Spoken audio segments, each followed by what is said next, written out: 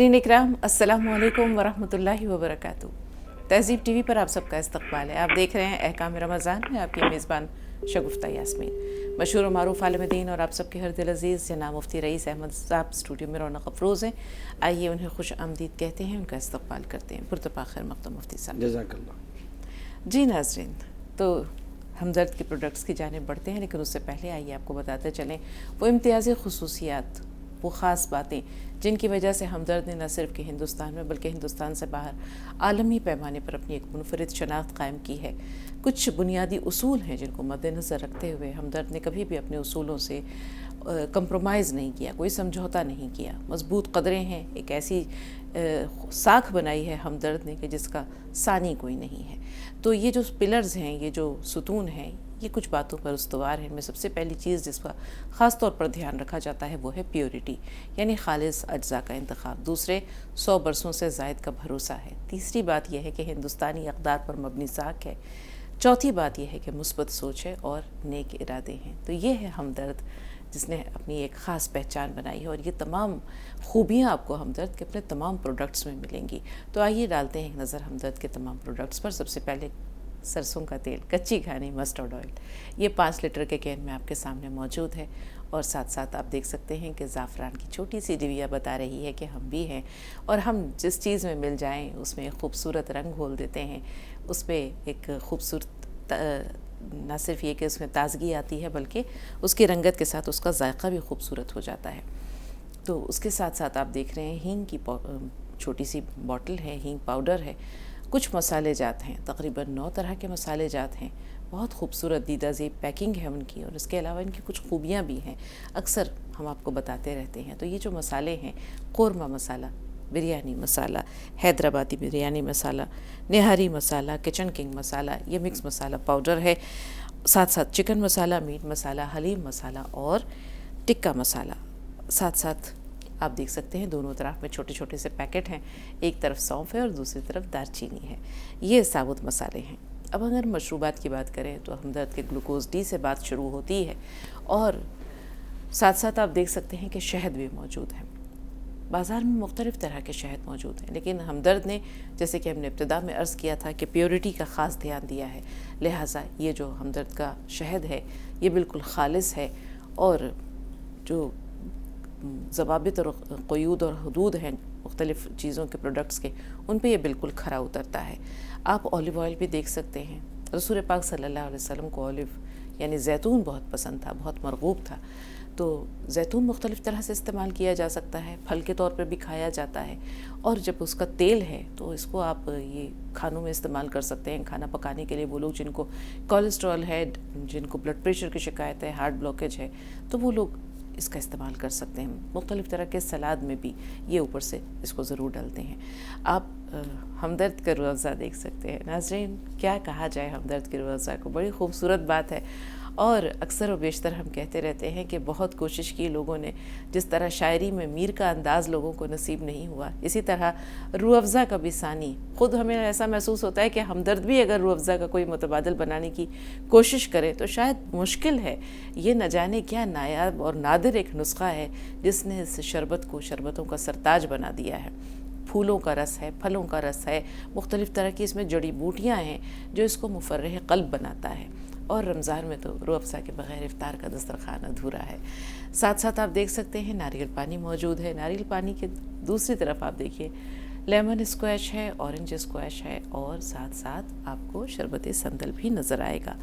तो ये तो हैं वो तमाम अल्लाह ताला की खूबसूरत नेमतें जो माकूलात और मशरूबात की सूरत में, हमदर्द के प्रोडक्ट्स की सूरत में यहाँ आपके सामने हैं। और ना सिर्फ ये कि आपके दस्तरखान पर, बल्कि आपके किचन में ख़वातीन जो हमारी बहनें रमज़ान मुबारक में तरह तरह के खाने पकवान तैयार करती हैं, उनकी ज़िंदगियों को भी आसान कर देती हैं। और ख़ास तौर पर इन मसाले जात की बात करें तो इनकी तो बात ही अलग है। कभी हम आपको इंशाअल्लाह किसी प्रोग्राम में इनके अज्जा और इनके बारे में पूरी तफसील बताएंगे। फ़िलहाल आइए गुफ्तगू के सिलसिले को आगे बढ़ाते हैं। एक छोटे से वाक़े से आगाज़ करते हैं कि एक ख़ातून कहती हैं कि वो बाज़ार गईं फल लेने के लिए, तो अमरूद पे नज़र पड़ी। अमरूद का सीज़न जा रहा है, तो पूछा उससे कीमत क्या है, तो उसने कहा कि 80 रुपये किलो, काफ़ी महंगा है। तो उन्होंने सोचा चल ठीक है आधा किलो ले लेते हैं। تو دکاندار سے کہا کہ مجھے آدھا کلو تول دو. اس نے 3 امرود ترازو میں رکھے، ادھر آدھا کلو کا باٹ، ادھر 3 امرود.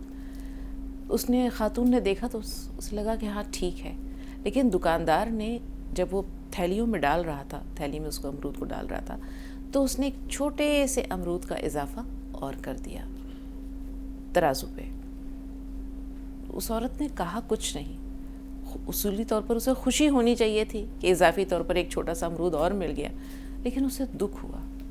اسے دکھ اس بات پر ہوا کہ غیر رمضان میں شاید وہ اس ایک چھوٹے امرود کا اضافہ نہ کرتا، لیکن رمضان میں کیونکہ وہ بارہا اس سے لیتی ہے پھل، اس لہٰذا وہ اس کو جانتی تھی، لیکن رمضان میں اس نے یہ سوچا دکاندار نے کہ میرا روزہ ہے، کم تولوں گا تو شاید میرا روزہ خراب ہو جائے یا میرے اعمال نامے پر وہ گناہ لکھا جائے. تو اس عورت کو راستے بھر اس بات کا ملال ہوتا رہا کہ یہ ایمانداری جس کا کہ مظاہرہ اس نے آج کیا، کاش کہ یہ سال کے بقیہ دنوں میں بھی کرے. یہ لوگوں کے دلوں میں یہ جذبہ ہمیشہ راسخ رہے کہ کوئی نہیں دیکھ رہا تو کیا ہوا، اللہ تو دیکھ رہا ہے نا. تو یہ بات کہ اللہ دیکھ رہا ہے، راس الحکمت مخافت اللہ، حکمت اور دانائی کی بنیاد خوف خدا ہے. انسان کے تمام اعمال سدھر جاتے ہیں جب اس کے دل میں خوف خدا ہوتا ہے. ہم سی سی ٹی وی کیمرے کی زد میں ہوتے ہیں یا اس کی نگرانی میں ہوتے ہیں تو ہم کبھی غلط کام نہیں کرتے. حد تو یہ کہ کہیں پہ تھوکتے بھی نہیں ہیں. 200 روپے کا جرمانہ ہے میٹرو اسٹیشن پہ، ہر جگہ یہ لکھا رہتا ہے کہ تھوک دینے پر 200 روپے کا جرمانہ ہے. آپ کیمرے کی نگاہوں میں ہیں، آپ کیمرے کی زد میں ہیں، آپ اس کی نگرانی میں، اس کے پہرے میں ہیں. تو سی سی ٹی وی کیمرے کا ہم اتنا خوف کرتے ہیں، وہ خدا جو جسے نہ اونگ آتی ہے نہ نیند آتی ہے، جو ہمیں ہر جگہ دیکھ رہا ہے، اس کا خوف کیوں نہیں مفتی صاحب؟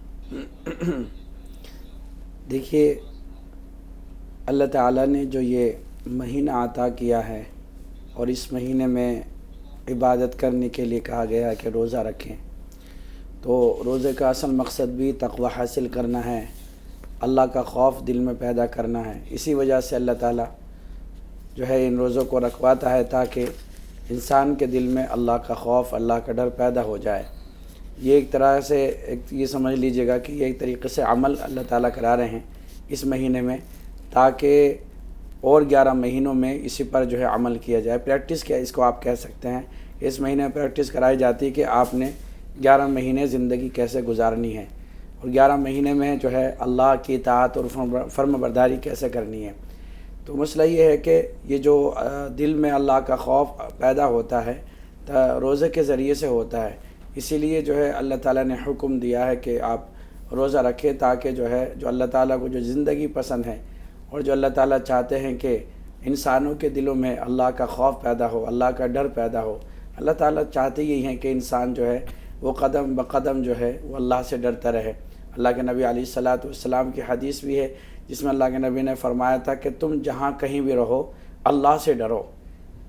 حیثما کنت کے الفاظ ہیں، جہاں بھی کہیں رہو آپ تو وہاں آپ نے اللہ سے ڈرنا ہے، چاہے آپ جلوت میں ہوں، چاہے خلوت میں ہوں، اور چاہے آپ گھر میں ہوں، چاہے میدان میں ہوں، چاہے اجتماع میں ہوں، چاہے لوگوں کے مجمع میں ہوں، چاہے اپنے دوستوں کے ساتھ ہوں، چاہے کہیں اور باہر ہوں، کہیں پر بھی ہوں.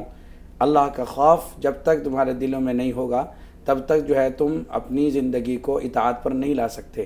انہی لوگوں کی زندگی اطاعت پر آتی ہے جن کے دلوں میں اللہ کا خوف ہوتا ہے، اللہ کا ڈر پیدا ہوتا ہے.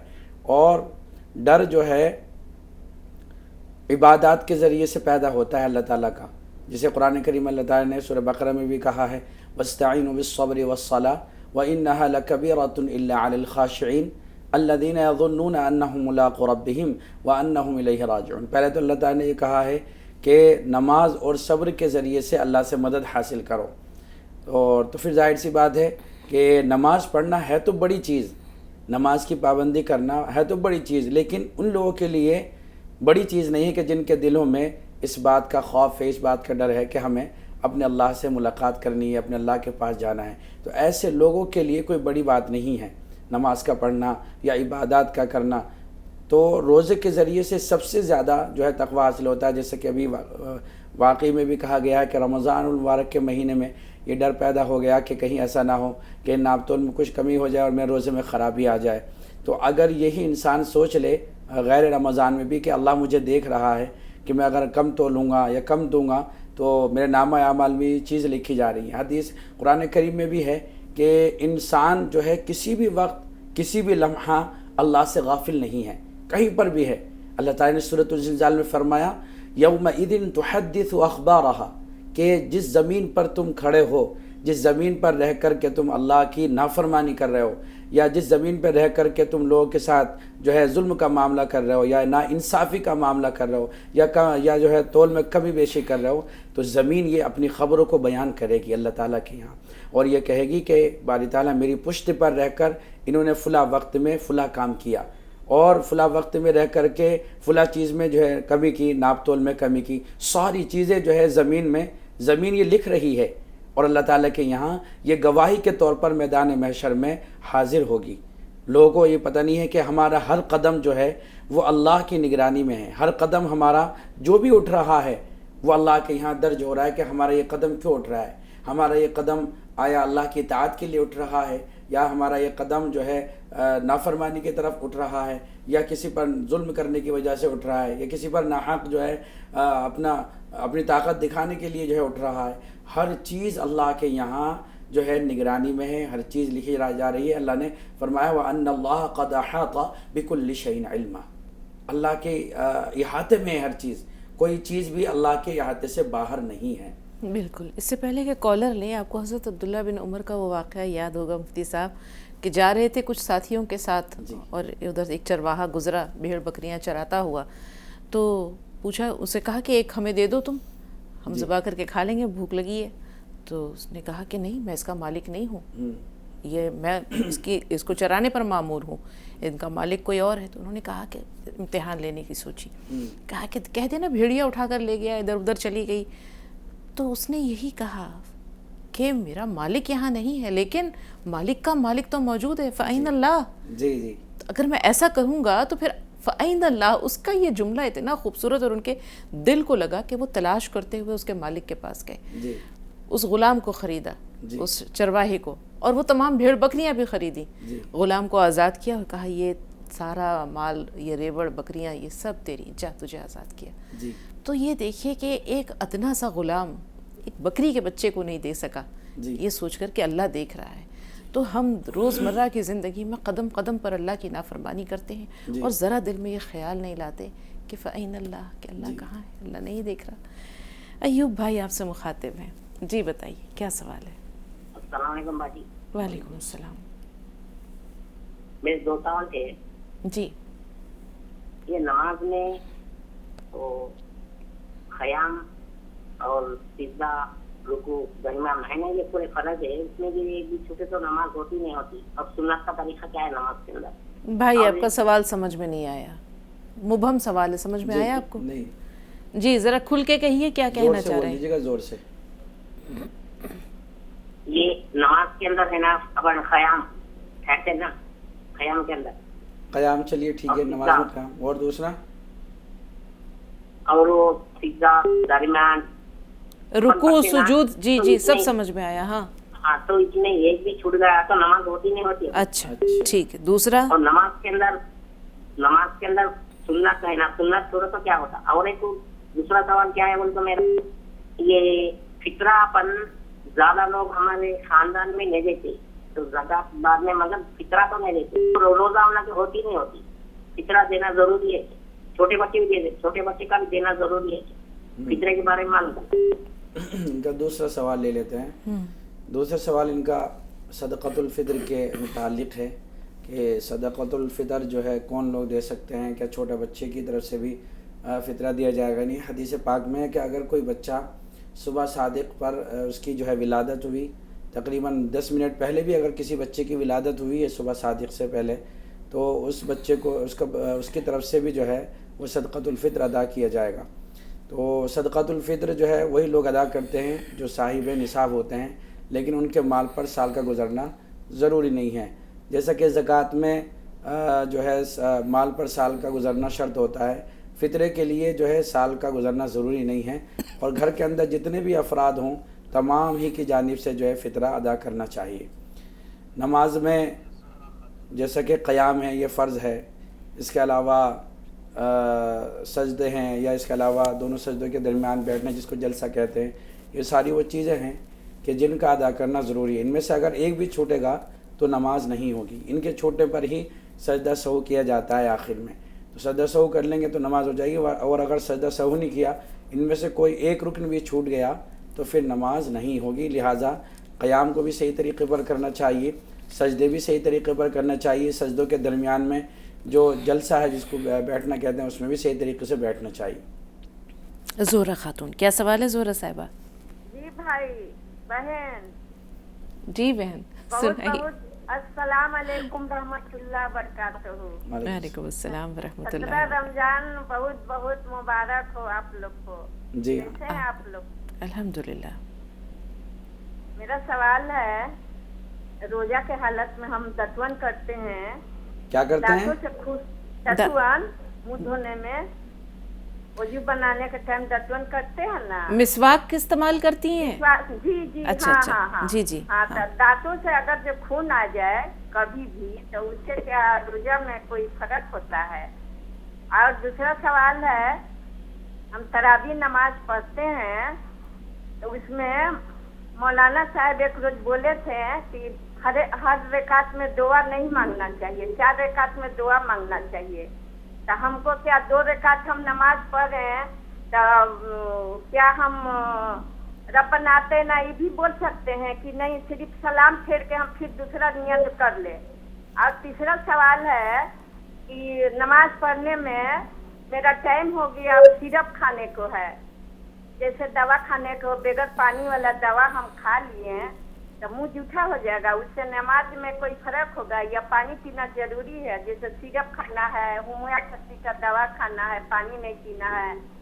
تراویح پڑھتے پڑھتے ہم کو ٹائم ہو گیا دوا کھانے میں تو ہم کھا سکتے ہیں یا منہ جھوٹا ہو جاتا ہے؟ پانی پینا ضروری ہے. اور چوتھا سوال ہے, روزے کے حالت میں نفول کھاتے ہم, اس سے خون آ جاتا ہے کبھی, اس سے کیا روزہ میں کوئی فرق ہے؟ السلام علیکم رحمۃ اللہ وبرکاتہ. وعلیکم السلام.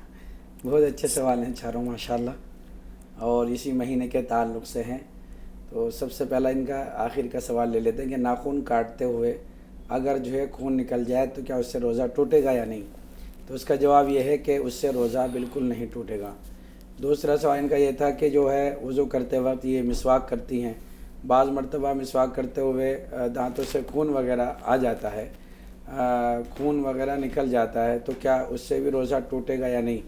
تو اس کا بھی جواب یہی ہے کہ جو منہ سے خون آتا ہے مسواک کرتے وقت روزے کی حالت میں, اس سے بھی جو ہے روزہ نہیں ٹوٹتا.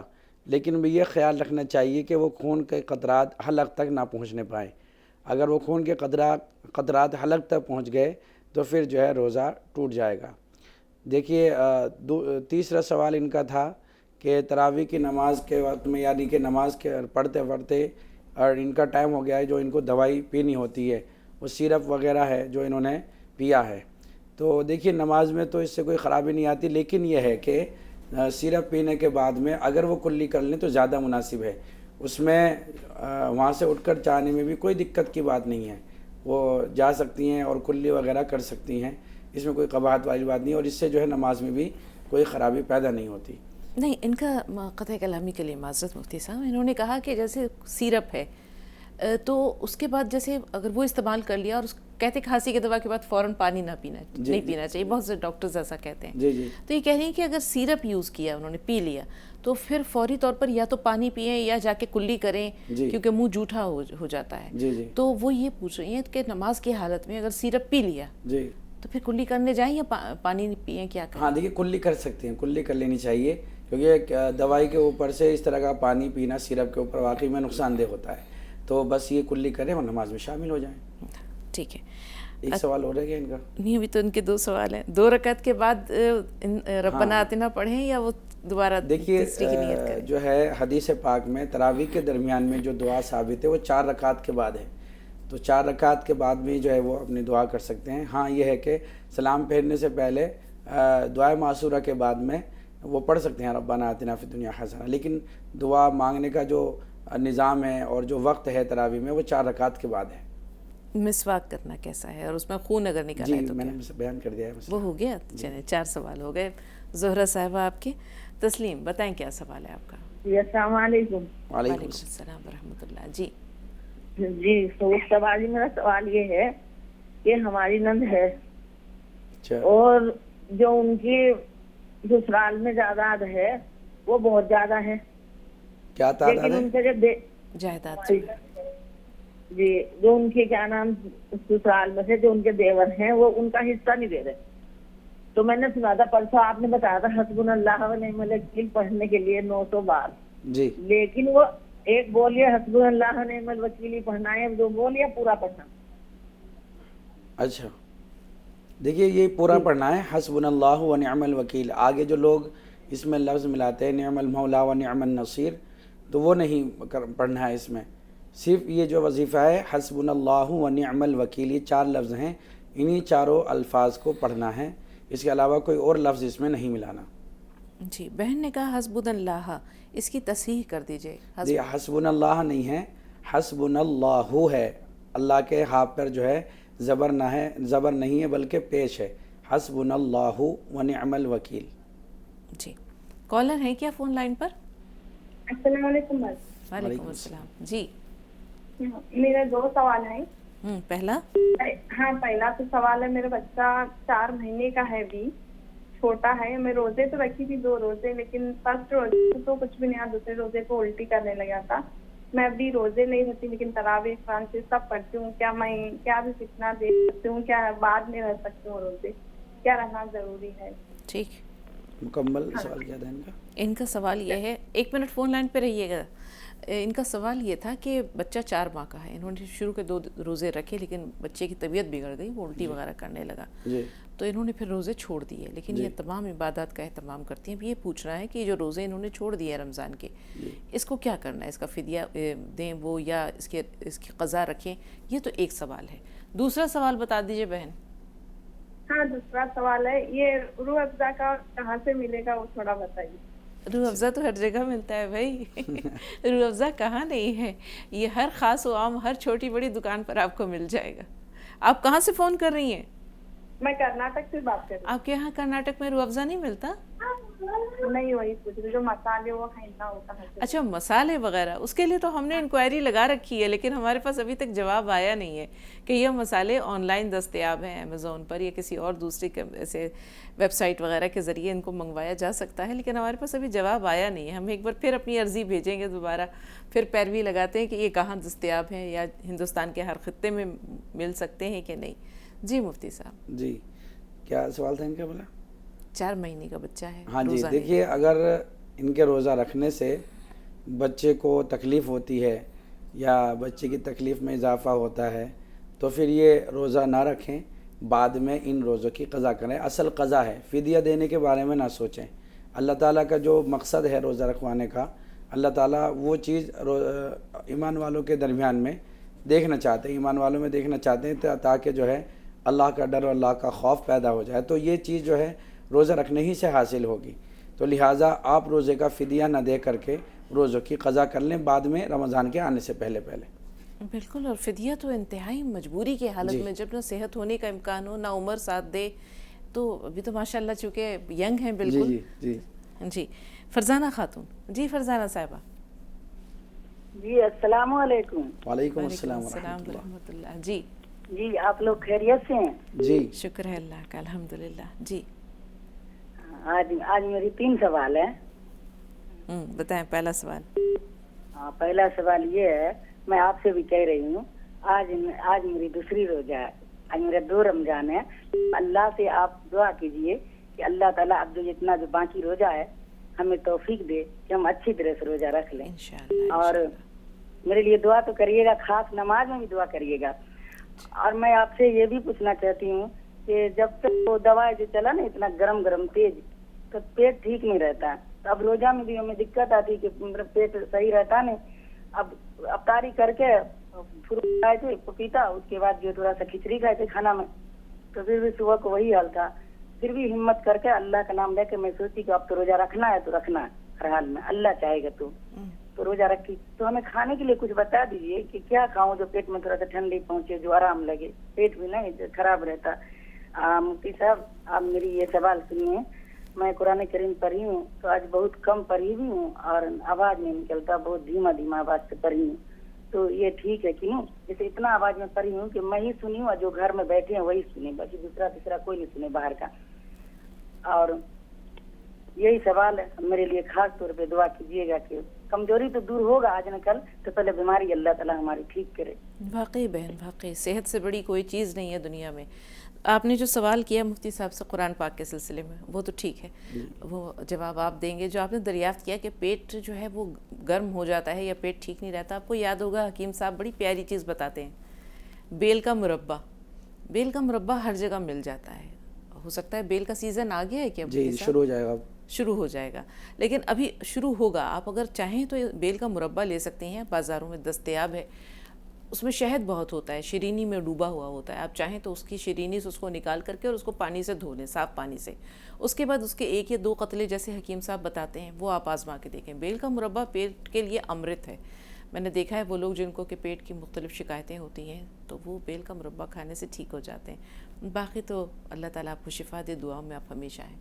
जी मुफ्ती देखिए, कुरान करीम की तिलावत के एतबार से इनका सवाल है तेज़ पढ़ने से क्या एतबार से कि ये पढ़ रही थी कुरान करीम तो बहुत आहिस्ता इन्होंने पढ़ा है। तो औरतों को तो कुरान करीम की तिलावत आहिस्ता ही करनी चाहिए, इतनी तेज़ नहीं होनी चाहिए कि आवाज़ घर से बाहर जाए। घर ही के अंदर वो आवाज़ रहनी चाहिए, और घर में भी अगर गैर महरम हैं तो फिर भी उनको आवाज़ नहीं जानी चाहिए घर में, बस अपने कानों तक अपनी आवाज़ आनी चाहिए। अगर आपकी आवाज़ अपने कानों तक पहुंच रही है, आपको महसूस हो रहा है कि मैं क्या पढ़ रही हूं, तो बस इतनी की गुंजाइश है, आप ज़्यादा तेज़ तिलावत ना करें। तस्नीमा साहब एक बार फिर फ़ोन लाइन में है, बताइए बहन क्या सवाल है? वालेकुम सलाम। मेरा सवाल ये है, मेरे बेटे ने कुरान शरीफ तो पढ़ना शुरू कर दिया था रमजान शुरू होते ही, लेकिन जी सवाल ये है कि मेरे बेटे ने कुरान शरीफ तो शुरू कर दिया था पढ़ने के लिए, उससे पूरा नहीं हो रहा। तो मसला ये है कि मैं कर सकूंगा पूरा उसका? क़यामत के दिन उसके अमाल नामे का बोझ आप उठाएंगी? अगर उठा सके तो फिर ये सवाल कीजिए, वाकई मुफ्ती साहब बताएंगे। नहीं, मतलब वो ये कह रहा कि तुम पढ़ दो, तो इसलिए नहीं। देखिए, जो कुरान करीम जो पढ़ रहे हैं उन्हीं को ही मुकम्मल करना ज़रूरी है, क्योंकि सवाब तो उनको मिलना है, सवाब उनको लेना है, अपने आमाल में नेकियों का इजाफ़ा उन्हें कराना है। तो लिहाजा वो अब जो कुरान करीम का फ़ैसला भी है, वला तज़िरु वाज़िरतुन विज़रा उख़रा, कि कोई क़यामत के दिन किसी का बोझ नहीं उठाएगा। तो यहाँ क्यों बोझ उठा रहे हो? कम से कम यहाँ तो नेकी करने दीजिए उनको, ताकि जो उनकी नेकी में इजाफ़ा हो जाए। तो बहरहाल ये है कि कुरान करीम उन्हीं को मुकम्मल करना है, चाहे वो थोड़ा करके करें चाहे पूरा करके करें। हाँ, इससे पहले कि हम ब्रेक पे जाएं, एक छोटी सी जो गलत फहमी आवाम के दरमियान है मुफ्ती साहब, वो ये कहते हैं कि रमज़ान मुबारक में कुरान पाक शुरू करो तो रमज़ान में ही उसको ख़त्म करो। जैसे बहन ने भी अपने सवाल में कहा है कि शुरू तो कर दिया लेकिन ख़त्म नहीं हो रहा। तो क्या ये क़ैद है कि अगर रमज़ान में शुरू किया तो उसे रमज़ान में ही ख़त्म करना है? नहीं, क़ैद नहीं है, बल्कि शुरू कर दिया है, चाहे आप उसको 1 महीने पूरा कर लें, 2 महीने में मुकम्मल कर लें, 3 महीने में मुकम्मल कर लें, जितना जैसे चाहें। अल्लाह ने इसमें भी आज़ादी दी है और आफ़ियत रखी है। कुरान करीम की तिलावत आप रमज़ान में अगर करते हैं तो फ़बीहा, और अगर आपसे पूरा नहीं होता है तो रमज़ान के बाद भी आप उसको मुकम्मल कर सकते हैं। जी नाज़रीन, हमदर्द के प्रोडक्ट्स पर एक नज़र डालते चलते हैं। हमदर्द के बुनियादी उसूल आप जानते ही हैं। प्योरिटी, ये नंबर 1 उसका उसूल है, पहला पिलर है। और उसके बाद आप देखते हैं कि 100 बरसों से ज़ायद का भरोसा है। तीसरा हिंदुस्तानी अक़दार पर मबनी साख है। और चौथा मुस्बत सोच और नेक इरादे। इन तमाम उसूलों पर हमदर्द की बुनियाद उस्तवार है, और यही वजह है कि बहुत पायदारी के साथ 100 बरसों से ज़ायद, जैसा खुद आप जान रहे हैं, बार बार हम कहते हैं, तो निस्फ सदी नहीं बल्कि पूरे 1 सदी से ज़ायद का क़स्सा है, 1-2 बरस की बात नहीं। इसी वजह से हम देखते हैं कि तमाम मसनूआत इन पर लोग आँख बंद करके भरोसा करते हैं, और किसी दूसरे प्रोडक्ट के मुकाबले में उनकी जो अव्वलीन तरजीह होती है वो हमदर्द की मसनूआत होती है। कच्ची घानी सरसों का तेल 5 लीटर के कैन में आपके सामने है नाज़रीन। जॉइंट फैमिली के लिए, या वो लोग जो एक मरतबा यकमुश्त अपना महीने भर का सौदा मंगा लेते हैं, उनके लिए ये बहुत अच्छा है, मुफीद और कारआमद है कि वो एक मरतबा तमाम तरह के तफक्कुरात से दूर हो जाते हैं। दूसरी बात आप देख रहे हैं कि छोटी सी डिबिया में ज़ाफ़रान मौजूद है। ज़ाफ़रान के साथ आप देख सकते हैं हींग का पाउडर, ये भी यहाँ पर मौजूद है। मुख्तलिफ़ तरह के मसाले जात के साथ साथ 1 लीटर की बोतल में भी कच्ची घानी मस्टर्ड ऑयल मौजूद है, और उसके साथ सेवियाँ हैं।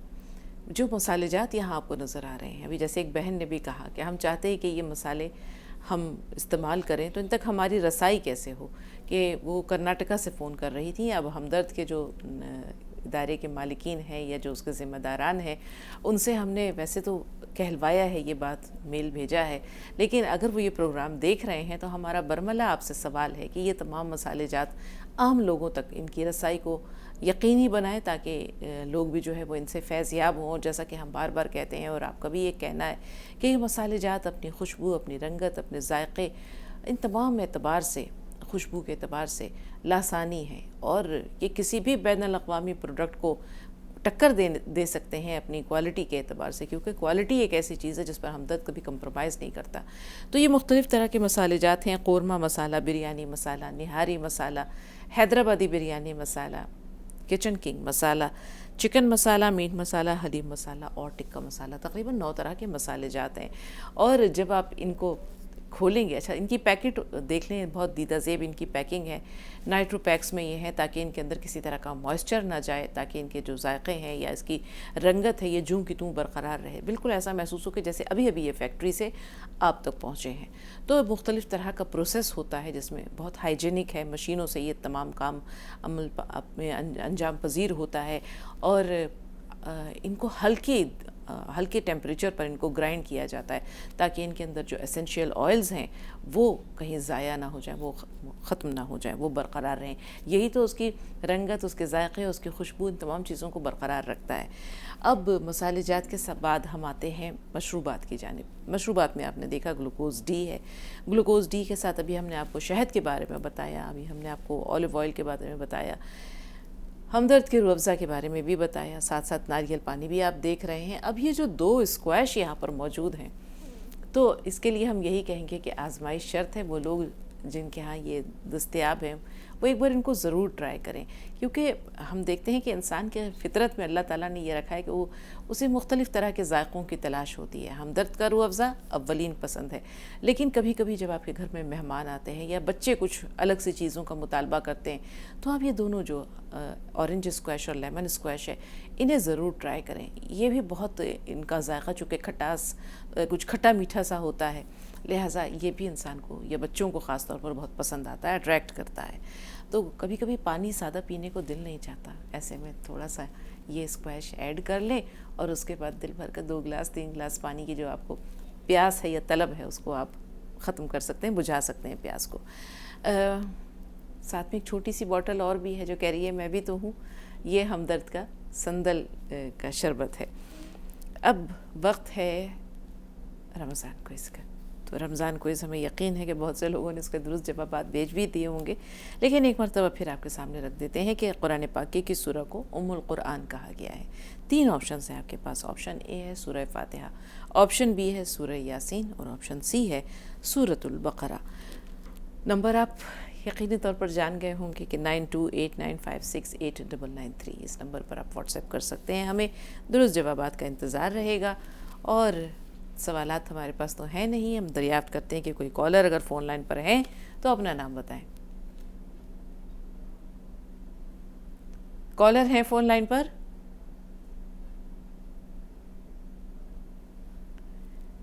ایسا لگتا ہے کہ کالر جاوید صاحب ہمیں سن پا رہے ہیں؟ ہاں جی میڈم. جی سوال بتائیے بھائی. سوال یہ ہے، میں میرے ماں باپ کا احترام نہیں کر پا رہا ہوں اور بے عزتی کر دیتا ہوں. ہاں جی بالکل سن پا رہا ہوں. جاوید بھائی پہلے تو آپ کا سوال اتنا اہم ہے، ہم چاہیں گے کہ ٹی وی کا والیوم تھوڑی دیر کے لیے میوٹ کر دیجئے. ٹی وی کا والیوم کم کر کے پھر آپ اپنی بات مکمل کریے. میں ایک آرمی میں ہوں، 17 سال میں نے سروس کی اور ابھی میں گھر پہ ہوں، لیکن مجھے کچھ خراب عادتیں ہو چکی تھی تو اس کی وجہ سے میں اپنے ماں باپ کا پورے طرح سے خیال نہیں رکھ پا رہا ہوں، نہ اپنے بیوی بچوں کا. تو میں ابھی اسی چیز میں آپ کو پوچھنا چاہتا ہوں، جبکہ مجھے پورے کا پورے قرآن کا احترام ہے، پورا قرآن مجھے زبانی یاد رہتا ہے، پر پھر بھی سمجھ میں نہیں آتا کہ میرے ساتھ ابھی کیا ہو رہا ہے. اور مجھے اکیلے میں بیٹھنے کی عادت ہو چکی ہے، جہاں کوئی نہ ہو وہاں میں جا کے بیٹھتا ہوں اکیلے میں. آپ کہاں سے بول رہے ہیں جاوید بھائی؟ गुजरात से। ठीक है जी, और कहिए जो कुछ दिल में है कह डालिए, कहिए भाई, हम सुन रहे हैं। बस अभी ये नौकरी में पैसे वापस लेना चाहता हूँ। आप ये बताइए आपकी अभी जॉब कितने साल और है? नहीं, मेरी तो जॉब खत्म हो चुकी है, लेकिन अभी मैं और करना चाहता हूँ। अच्छा, और करना चाहते हैं, तो ये बताइए कि आप अपने फैमिली, अपने वालिदैन से कितना अरसा दूर रहे? 17 सालों से। 17 साल आप उनसे दूर रहे, है ना? और अभी भी मुझे और जॉब करनी है। अच्छा, लेकिन मैं अभी घर में छुट्टी पे आता हूँ ना, तब भी मैं बिल्कुल अकेले में जाके बैठने की कोशिश करता हूँ। ना घर वालों को टाइम दे पा रहा हूँ, ना सही से घर वालों से बात कर पाता हूँ, ना कुछ भी समझ में नहीं आता मेरे साथ क्या हो। कोई बात नहीं भाई, कोई बात नहीं। आपको ये एहसास है, ये एहसास किसी नेमत से कम नहीं है। यही इंशाल्लाह आपको राह रास्त की तरफ या अपने घर वालों की तरफ लेकर आएगा। कहते हैं कि गुनाह से नफरत करो, गुनाहगार से नफरत नहीं करो। और आपने गुनाह नहीं किया है, हाँ थोड़ी सी आपसे कोताही हुई है, वो मुफ्ती साहब बताएंगे, गौर से सुनिएगा। जी देखिए, सबसे अहम बात तो ये है कि इबादत से जब आदमी गाफिल होता है तो तमाम चीज़ों से गाफिल होता है। तजर्बा इसी बात का हुआ है कि जो लोग इबादत में सुस्ती कर जाते हैं, बहुत दिनों तक इबादत नहीं कर पाते हैं, तो फिर उनकी हर चीज़ में कोताही होती है। अगर आप इबादत को सही तरीक़े पर अदा करने लगें, नमाज़ों को उनके औक़ात पर अदा करें, ज़िक्र को उसके वक्त में करें, और इसके अलावा जो ज़िक्र अज़कार हैं या तस्बीहात हैं या जैसे इस्तिग़फ़ार है, आपके लिए इस्तिग़फ़ार की कसरत बहुत ज़रूरी है। जितना ज़्यादा हो सके आप इस्तिग़फ़ार करें। दिन में 1000 मरतबा हो जाए या 2000 मरतबा हो जाए, जितनी भी ज़्यादा मरतबा हो जाए। जैसे कि आप ये कह रहे हैं कि मुझे तन्हाई अच्छी लगती है और आप ये चाहते हैं कि तन्हाई में जा कर के बैठें, तो तन्हाई में जब आप जा कर के बैठें तो कुछ ना सोचिए, बल्कि वहाँ जा कर के आप इस्तिग़फ़ार कीजिए, इस्तिग़फ़ार के साथ में दुरूद शरीफ पढ़िए, और हो सके तो फिर अल्लाह ताला का जो है ज़िक्र व अज़कार वहाँ पर आप कर सकते हैं, यानी कि कलमा तय्यबा भी आप पढ़ सकते हैं। तो ये जो तन्हाई आपकी है और जिस वजह से आप अपने वालिदैन का एहतराम नहीं कर पा रहे हैं या अपने बच्चों की देखभाल नहीं कर पा रहे हैं, अगर आप इबादत को अपने वक्त पर ले आएँ और इबादत को सही तरीक़े पर आप अदा करने लग जाएँ, तो हमें उम्मीद है कि इंशाअल्लाह जिस तरीके से आप इबादत का हक़ अदा करेंगे तो फिर आप तमाम लोगों का हक़ भी अदा करेंगे। होता यही है, बहुत सारे वालिदैन को भी जो है शिकायत होती है, हमारी जो औलाद है वो नाफरमान है, हमारी तरफ नहीं देखती, हमारी नाफरमानी करती है, हमारी इताअत और फर्माबरदारी नहीं होती है। तो वजह ये है, तजर्बा इसी बात से हुआ है कि जो लोग इबादत में बहुत पीछे होते हैं वो तमाम चीज़ों में पीछे होते हैं। बिल्कुल, हालांकि भाई ने बड़ी प्यारी बात कही है कि कुरान पाक का इल्म है मुझे, माशाल्लाह तर्जुमे के साथ भी मैं जानता हूँ, यानी कुरान पाक की तालीमात इनको अज़बर है। एक छोटी सी बात और है, अनवर भाई हमें आपसे थोड़ा सा बस आपको इंतज़ार की ज़हमत और देंगे, क्योंकि ये सवाल जो है ये भाई का ये दिल को लगा है। हम ये देखते हैं कि कुछ लोगों के रोज़गार की नौयत, मुलाजमतों की नौयत ऐसी होती है जो इंसान की नफ्सियात पर बड़ा गहरा असर छोड़ती है। अब ये फ़ौज की मुलाजमत है, जैसे भाई ने कहा कि मैं फ़ौज में आर्मी में था, ज़िंदगी बहुत सख्त होती है, माँ बाप से दूर होते हैं बच्चे, फैमिली से दूर होते हैं वो लोग, तमाम लोग, तो वो एक लगी बंधी ज़िंदगी और एक रूटीन के आदी हो जाते हैं, उनको तन्हाई की आदत पड़ जाती है। अब ये जब वापस छुट्टियों में आते हैं तो ये फिर अपने उसी मामूल के मुताबिक ज़िंदगी गुजारते हैं। इन्हें भीड़ भाड़ से, लोगों के दरमियान बैठने से वो चूँकि आदत नहीं रही, तो आदतें, मानते हैं आदतें बदलना मुश्किल है लेकिन नामुमकिन नहीं है। आपको हम एक छोटा सा वाक़या बताते हैं कि एक मरतबा दूसरी जंग अज़ीम के बाद कुछ सिपाही थे, वो जब लौट कर आए तो उनके एजाज़ में एक पार्टी रखी गई और वो पूरा जो फ़ौज का बैंड था वो म्यूज़िक बजा रहा था। इसी दरमियान बच्चों के रोने की आवाज़ें आने लगीं, तो उन्होंने जो है बच्चों को खामोश करना चाहा, तो जो सिपाही थे उन्होंने कहा कि बैंड को खामोश कर दो, लेकिन इन बच्चों को रोने दो। हमने एक मुद्दत के बाद बच्चों के रोने की आवाज़ सुनी है। तो हम जानते हैं कि आपकी ज़िंदगी सख्त है, आप सख्त तरीन कठिन हालात में आप ज़िंदगी गुजारते हैं, अपने घर वालों से दूर रहते रहते शायद जज्बात कहीं पर मरते तो नहीं हैं, सर्द पड़ जाते हैं। उन जज्बात को सर्द ना पड़ने दें। अपनी वालिदा की जाकर के उनके पास, अगर वो हयात हैं, अल्लाह उन्हें लंबी उम्र दे, उनकी गोद में सर रख कर थोड़ी देर आंखें बंद करके लेट जाइए।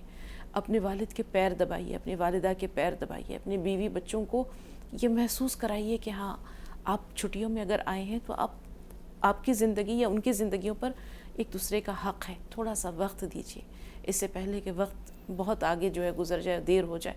ہم اپنے ماں باپ کو جب کھو دیتے ہیں تو ہمارے پاس رونے اور کفِ افسوس ملنے کے سوا کچھ نہیں رہتا. کوشش کریں آج ہی اپنی والدہ کو ان کے پاس جائیں, بچپن کی باتیں ان سے سنیں, کچھ باتیں دہرائیں, تھوڑا سا وقت دیں. آج ہم آپ سے اتنی ہی بات کر رہے ہیں, کل ہم آپ کے فون کال کا انتظار کریں گے اور ہم آپ سے جاننے کی کوشش کریں گے کہ آپ نے ان باتوں پر اگر تھوڑا سا بھی عمل کیا تو ہمیں محسوس ہوگا کہ انشاءاللہ آپ کی زندگی میں کوئی تبدیلی آئی ہے, اور یہ مثبت تبدیلی آ جائے. ہمارے اس پروگرام کا یہی مقصد ہے. انور جاوید صاحب آپ سے مخاطب ہیں, بتائیے کیا سوال ہے. السلام علیکم. ہلو جی انور بھائی. جی السلام علیکم ورحمۃ اللہ وبرکاتہ. جی وعلیکم السلام ورحمۃ اللہ وبرکاتہ. بھائی میری آواز آ رہی ہے آپ کو؟ بالکل آ رہی ہے انور بھائی, بالکل آ رہی ہے. جی فرمائیے. جی اللہ تعالیٰ آپ لوگوں کو سلامت رکھے اور آپ کی پوری ٹیم کو سلامت رکھے. دو سوال ہے اتفاقاً. پہلا سوال یہ کہ جب رات میں سوتے ٹائم جب آیت الکرسی کے جو احسار باندھتے ہیں تو وہ احسار باندھنا ضروری ہے یا بغیر احسار کے ہے تو پڑھ کے سو جانا؟ اور دوسرا سوال ہے کہ جب ہم محرومین کو ہے تو احسار ثواب پہنچاتے ہیں تو ثواب جو ہے تو ان کے روح کے علاوہ ان کے جسم کو بھی پہنچتا ہے یا نہیں ہے؟ تھوڑا سا تسلی بخش جواب چاہتا ہوں. السلام علیکم و رحمۃ اللہ وبرکاتہ. جی دیکھیے, روح کو ہی جو ہے ثواب پہنچتا ہے, جسم تو گل سڑ جاتا ہے, جسم ختم ہو جاتا ہے. اور یہ بات روایت سے بھی ثابت ہے کہ انسان کے جسم کے تمام اعضاء گل سڑ جاتے ہیں سوائے ریڑھ کی ہڈی کے. اللہ تعالیٰ اس ریڑھ کی ہڈی سے ہی اس مردے کو دوبارہ زندہ فرمائیں گے. تو چونکہ جسم تو ختم ہی ہو جاتا ہے, اصل چیز جسم میں روح ہوتی ہے. اور جب اصال ثواب ہوتا ہے تو یہ بات کہی جاتی ہے کہ ان کی روح کو اس کا ثواب عطا فرما. اس سے یہ بات بھی ثابت ہوتی ہے کہ جسم کا اس میں کوئی دخل نہیں ہے, صرف روح کو ہی جو ہے اصال ثواب ہوتا ہے, اصال ثواب پہنچتا ہے. حصار آیت الکرسی. جی دیکھیے, رات کو جب کچھ وظائف ہیں, اوراد و وظائف کہ سونے سے پہلے ان کو کرنا ہوتا ہے, جیسے کہ چاروں قل پڑھنا ہوتا ہے, یا تسبیح فاطمہ ہے, فاطمی ہے, یا اس کے علاوہ آیت الکرسی ہے, یا بھی اور بھی کچھ اوراد و وظائف جو لوگ کرتے ہیں, تو بالخصوص آیت الکرسی کا جو ورد کرتے ہیں, تو آیت الکرسی کا ورد کرنے کے بعد میں حصار باندھنا ضروری نہیں ہے, بلکہ اس کو پڑھ لیں اور پڑھ کے اپنے اوپر دم کر کے پھر سو جائیں. سائرہ بانو, کیا سوال ہے بہن آپ کا؟ سائرہ صاحبہ میں سن پا رہی ہیں آپ؟ ہلو جی بہن سوال بتائیے. میری ممی کی طبیعت چھنی رہتی ہے, ممی کی پرابلم ہو گئی ہے, اور پاپا گزر گئے, اور میں نے ممی دو ہی ہے, تو سب بولتے ہیں کہ تو نکاح کر لے. میری عمر ہو گئی ہے 45 سال, اب میں نکاح کر سکتی ہوں؟ آپ کی عمر کتنی ہو گئی بہن؟ 45 سال. ہاں. تو کیا مذائقہ ہے؟ بالکل کرنا چاہیے. آپ نے اب تک شادی کیوں نہیں کی بہن؟ ممی پاپا کا خیال رکھتی تھی نا. اللہ آپ کو جزائے خیر دے, لیکن شریعت کے تقاضے کچھ اور ہوتے ہیں, غور سے سنیے. جی ہاں, دیکھیے شریعت نے جہاں حکم دیا ہے والدین کی اطاعت اور فرما برداری کا, تو دوسری جگہ نکاح کا بھی حکم دیا ہے کہ جب وقت آ جائے نکاح کا تو نکاح کرنا چاہیے اور جلدی کرنا چاہیے. کچھ چیزیں ہیں ان میں جو شریعت سے ہمیں پتہ چلتی ہیں کہ کچھ چیزوں میں بہت جلدی کرنا چاہیے. ایک تو یہ کہ جب نماز جنازہ حاضر ہو جائے تو پھر اس کو جو ہے جلدی نماز جنازہ پڑھا کر کے جلدی تدفین کرنی چاہیے. اور ایک نکاح کا بھی مسئلہ ہے کہ جب بچہ بالغ ہو جائے یا بچی بالغہ ہو جائے تو پھر ان کے نکاح کا انتظام کرنا چاہیے.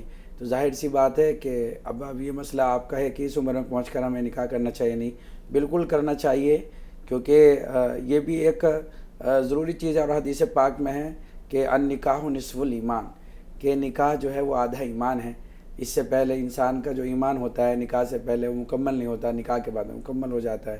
آدھا ایمان اللہ کے نبی علیہ الصلوۃ والسلام نے اس کو قرار دیا ہے. تو لہٰذا بلا تکلف جو ہے آپ نکاح کریں. بہت سی چیزیں مفتی صاحب دھیان رکھنے کی ہوتی ہیں. اب جیسے اس عمر میں ان کو جیون ساتھی ایک شریک حیات کی اگر ضرورت ہے تو ظاہر سی بات ہے کہ رشتے ویسے تو نہیں آئیں گے جیسے کہ پہلے ان کے اوائل عمر میں آنے تھے. تو بہت دیکھ بھال کر اپنے جیون ساتھی کا انتخاب کیجیے گا, یا جو آپ کے لیے رشتے آئیں کہیں ایسا نہ ہو کہ وہ اس کی نظر آپ کے مال, آپ کے اسباب, آپ کی جائیداد پر ہو اور وہ سب کچھ ہڑپ کر چلتا بنے اور آپ کے پاس پھر کچھ نہ رہے. تو بہت سوجھ بوجھ سے کام لیجیے گا. اللہ سے دعا کیجیے, رمضان کا مہینہ ہے, کہ اللہ آپ کو بہترین شریک حیات دے کہ جس کے سہارے یا جس کے ساتھ, یوں تو سہارا اللہ کا ہوتا ہے, لیکن جس کے ساتھ آپ کی زندگی خوشگوار گزر سکے. دوسرے آپ نے نیکی کی اپنے والدین کے لیے, تو اللہ تعالیٰ ان اللہ لا یضیع اجر المحسنین, کہ اللہ تعالیٰ ایسے محسن لوگوں کا یا احسان کرنے والوں کا اجر ضائع نہیں کرتا. کیوں مفتی صاحب؟ جی بالکل, یہ بات مسلم ہے. اللہ تعالیٰ نیک کام کرنے والوں کے اجر کو ضائع بھی نہیں کرتا, ان کی محنت کو ضائع نہیں کرتا. کبھی نہ کبھی تو جو ہے ان نیک کاموں کا جو ہے صلہ ملتا ہی ہے. آخرت میں تو یہ تو ملنا طے ہے, لیکن بعض مرتبہ دنیا ہی کے اندر بھی جو ہے اس کا صلہ مل جاتا ہے. اور چونکہ انہوں نے تو والدین کی اطاعت کی ہے, اور والدین کی اطاعت کا صلہ اللہ تعالیٰ دنیا ہی میں دے دیتے ہیں. یہ ان اعمال میں سے ہے کہ جن کا صلہ دنیا میں اللہ تعالیٰ دے دیتے ہیں. تو یہاں بھی ان کا صلہ ملتا ہے, دنیا میں بھی, اور آخرت میں بھی انشاءاللہ ملے گا. بالکل, یہی تو وہ دعائیں ہیں جو کہیں نہیں جاتی. جی, کبھی بد دعا ہوتی ہے تو پھر ہم دیکھتے ہیں کہ وہ زندگی اجڑ جاتی ہے, برباد ہو جاتی ہے. اور اگر دعائیں لی ہیں تو پھر زندگی جو ہے وہ رنگ لاتی ہے, بہار لاتی ہے. آپ کی زندگی میں بھی انشاءاللہ خوشیاں اور رونقیں بہار آئیں گی. اللہ تعالیٰ سے خاص طور پر دعا کیجیے گا مفتی صاحب. اللہ تعالیٰ انہوں نے واقعی ایثار اور قربانی کی ایک ایسی مثال پیش کی ہے کہ بہت کم ملتی ہے آج. اپنی زندگی قربان کر دی, پوری زندگی قربان کر دی. جو جذبات کا زمانہ ہوتا ہے, جذبات زندگی کا سنہرا دور جو گولڈن پیریڈ تھا, وہ انہوں نے والدین کی نظر کر دیا. اور جیسے ہم بھائی سے کہہ رہے تھے کہ بھائی واقعی میں جب ماں باپ گزر جاتے ہیں تو پھر ان کی کمی ستاتی ہے. آج جب زندگی تھکا دیتی ہے اور کہیں جائے امان نہیں ملتی تو ماں کی گود بہت یاد آتی ہے. جی, جن لوگوں کے ماں باپ زندہ ہیں, خدا را ابھی بھی وقت ہے, کبھی خدمت کر لے, کبھی ان سے بچوں کی طرح پیار سے محبت سے باتیں کریں. یقین کریں ان کے دل کی ننھی سی کلی مرجھا چکی ہوتی ہے. بڑھاپے میں جو ہے وہ انسان کو یہی احساس ہوتا ہے کہ نہ جانے کب اب یہ شمع ہے جو گل ہو جائے. لیکن آپ کی محبت, آپ کی توجہ, آپ کا پیار, آپ کی ہمدردی ان کی زندگی میں تھوڑی سی خوشیاں لاتی ہے, کچھ امید لاتی ہے کہ ہاں ابھی زندگی باقی ہے. منظر امام صاحب پٹنہ سے فون لائن پر ہیں. جی منظر صاحب. منظر بھائی ہمیں سن پا رہے ہیں آپ؟ جی, سوال بتائیے. جی وعلیکم السلام. یہ مفتی صاحب ہمارے پوچھنا یہ ہے کہ ہمارے مسجد کے بغل میں صبح میں سلام پڑھا جاتا ہے, اور اس میں جو دعا مانگا جاتا ہے تو کہتے ہیں کہ یا اللہ رحم کیجئے محمد صلی اللہ علیہ وسلم کے واسطے, اور محمد صلی اللہ علیہ وسلم کرم کیجئے اللہ کے واسطے. تو مفتی صاحب آپ ماشاءاللہ, کیا یہ شرکیہ عمل میں آ جائے گا؟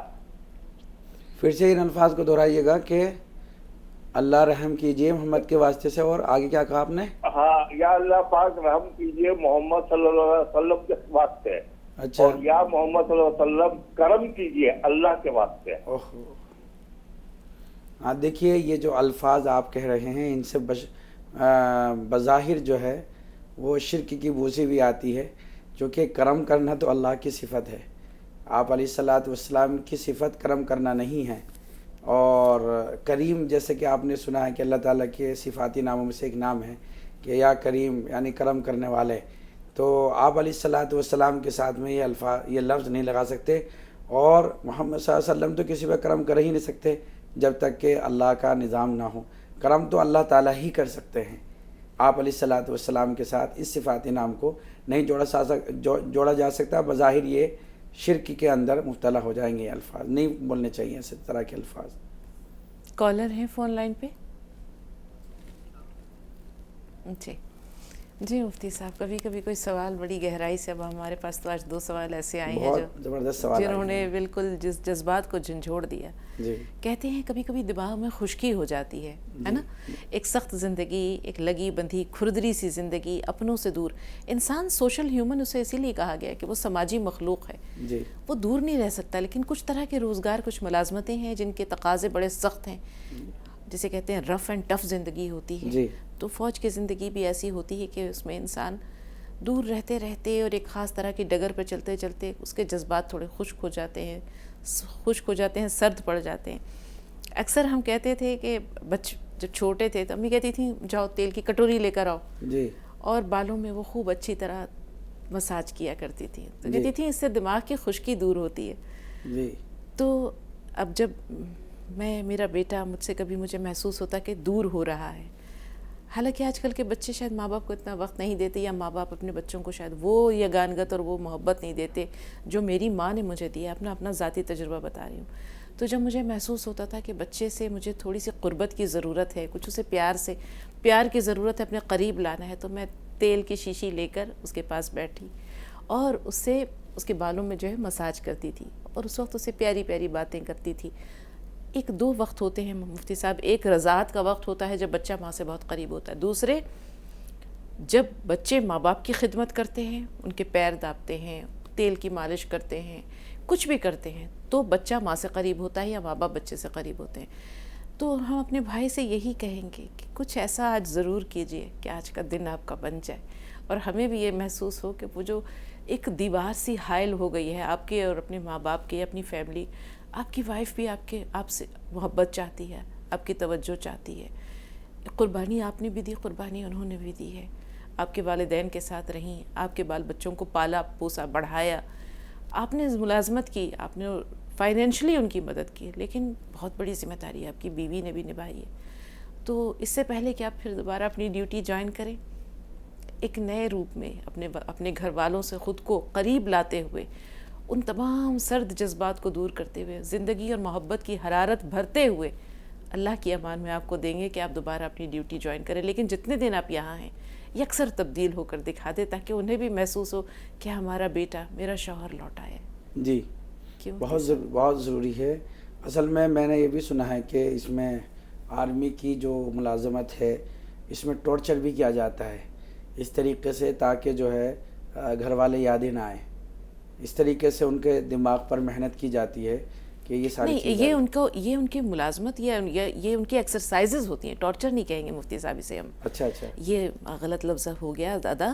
اصل میں آپ کو دیکھیں کہ آپ کو ان کو دشمن آپ کے سامنے ہے. جی آپ کو مقابلے کے لیے یا سخت ترین حالات کے لیے انسان کو تربیت دی جاتی ہے. جی یہ ایک طرح کی ایکسرسائزز ہوتی ہیں جن میں ان کو ایک مضبوط دل، دماغ، حوصلہ، جذبہ، عزم، ارادہ، ان تمام چیزوں کے سانچے میں ان کو ڈھالنا ہوتا ہے. اسے ہم ٹارچر بالکل نہیں کہیں گے، معذرت. تو یہ روٹین کا حصہ، ان کے ایکسرسائز کا، یہ ان کی فوجی مشقوں کا حصہ ہوتا ہے. اس میں انسان، اب ظاہر سی بات ہے کہ ان کو اس طرح کا ڈھالنا ہے کہ ان کا محبت، وطن سے محبت، ملک سے محبت، اپنے ارادے، اپنے نصب العین سے محبت، یہ تمام جذبوں پر حاوی ہو جائے. تو اس کا اثر ہو سکتا ہے. جی ہاں، اسی کا اثر ہوتا ہے، کیونکہ برابر اسی میدان میں رہتے ہیں، برابر اسی پریکٹس میں رہتے ہیں. تو اسی وجہ سے بس وہ ان کے دل و دماغ سے وہ ساری چیزیں نکل جاتی ہیں کہ کیا والدین کیا ہوتے ہیں، بچے کیا ہوتے ہیں، بیوی کیا ہوتی ہے. ساری چیزوں کو بھول جانا پڑتا ہے اس چیز میں.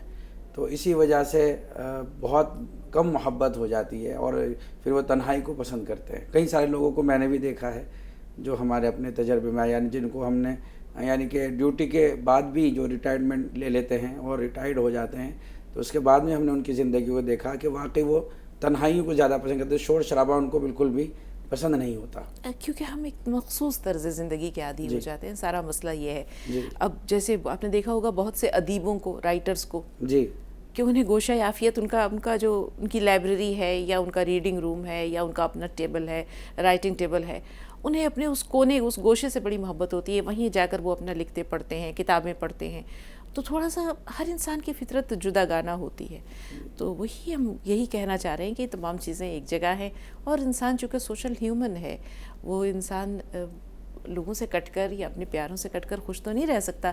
لہٰذا کوشش یہی کرنی چاہیے کہ جتنی جلدی ہو سکے جب اپنے گھر کو آئیں تو اپنے گھر والوں کو کامل ان کے بیٹے، ان کے شوہر، ان کے باپ کے روپ میں ملیں، اور اللہ تعالیٰ ہم سب کی زندگیوں میں جو ہے وہ آسانیاں پیدا کرے. ظاہر سی بات ہے مفتی صاحب، زندگی آسان تو نہیں ہوتی، آسانی اللہ تعالیٰ پیدا کرتا ہے. تو ہمیں اللہ سے ہمیشہ یہی دعا کرتے رہنا چاہیے کہ ہماری زندگیوں میں آسانی پیدا کرے، ہم صراط مستقیم پہ چلائے. مشکلات آئیں تو ہمیں ارادہ دے، حوصلہ دے، اور سب سے بڑی بات ہے کہ کامل یقین دے اللہ کی ذات پر، کہ یقین ہی تو وہ چیز ہے کہ جو انسان کو اندھیرے میں روشنی دکھاتا ہے. چونکہ کالرز ہیں نہیں، پروگرام کو ختم کرنے کا وقت ہو رہا ہے، لہٰذا ہمدرد کے پروڈکٹس پر ایک نظر پھر سے ڈال لیتے ہیں. جی ناظرین، کچی گانی مسٹرڈ آئل 5 لیٹر کے کین میں آپ کے سامنے موجود ہے، اور جیسا کہ ہم نے ابتدا میں عرض کیا تھا کہ خالص سرسوں کا تیل ہے، اور خالص سرسوں کے تیل کی بھی پہچان ہماری بہنیں تو بہت اچھی طرح جانتی ہیں کہ میری والدہ بھی کہا کرتی تھیں کہ سرسوں کے تیل کی پہچان کچھ ہے، اب آپ آزما کر دیکھیں، آپ کو یقین ہم دلاتے ہیں کہ آپ کو نا امیدی نہیں ہوگی۔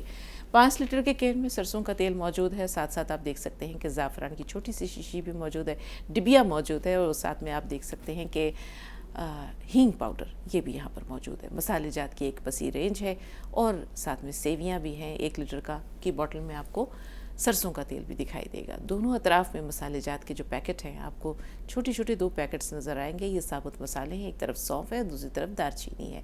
اب مشروبات کی جانب آئیں تو ہمدرد کا گلوکوز، جی ٹیمپریچر بڑھ رہا ہے، اور آپ اپنے بچوں کو اسکول سے لوٹنے پر ہمدرد کے گلوکوز سے ان کی خاطر تواضع کر سکتے ہیں، اگر وہ چھوٹے ہیں، روزہ نہیں رکھا ہے تو۔ اور اس کے بعد آپ شہد دیکھ سکتے ہیں، شہد کے ساتھ ساتھ آپ کو اولیو آئل نظر آئے گا، ہمدرد کا روح افزا ہے، ناریل پانی ہے۔ ناریل پانی بھی بڑا پیارا یہ مشروب ہے، جیسا کہ آپ دیکھ سکتے ہیں کہ یہ بالکل پوری طرح پیک ہوتا ہے، تو بچوں کے ساتھ آپ ان کو ان کے ٹفن کے ساتھ ایک ناریل پانی کی بوٹل دے سکتے ہیں۔ منرل سے بھرپور ہے، یعنی منرلز کا خزانہ ہے یہ۔ دوسری جانب آپ کو دکھائی دے گا ناریل پانی کے ساتھ ساتھ آپ کو ادھر لیمن اسکویش، اورنج اسکویش اور شربت سندل۔ تو یہاں پر ہماری اور آپ کی ملاقات کا سلسلہ اختتام کو پہنچتا ہے۔ اجازت چاہتے ہیں، لیکن اس سے پہلے مفتی صاحب کا بہت بہت شکریہ تشریف آوری کے لیے اور ناظرین کی رہنمائی کے لیے، بہت بہت شکریہ۔ تو ناظرین کل ملتے ہیں انشاءاللہ، لیکن رات کو ماہ رمضان ایک بار پھر آپ کے سامنے ہوگا، عارف حسن صاحب ہوں گے آپ کے ساتھ، اور مولانا نزاکت حسین قاسمی صاحب۔ تو احکام رمضان، ماہ رمضان دیکھنا نہ بھولیں۔ احکام رمضان کو ہم آج یہیں پر اختتام کی طرف لے جاتے ہیں۔ السلام علیکم ورحمۃ اللہ وبرکاتہ۔